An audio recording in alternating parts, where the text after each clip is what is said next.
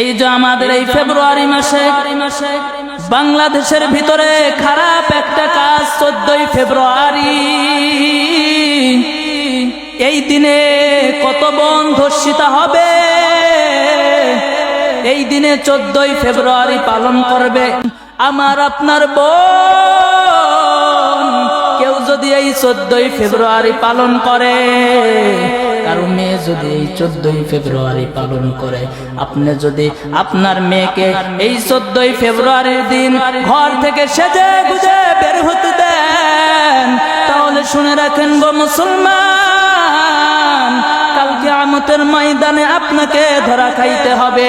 কারণ যেই মেয়েটা বাড়ি থেকে পর্দা না করে বের হয়ে গেল, অন্য একটা ছেলের সাথে 14ই ফেব্রুয়ারির দিন দেখা করতে গেল, ভালোবাসা দিবস বলে।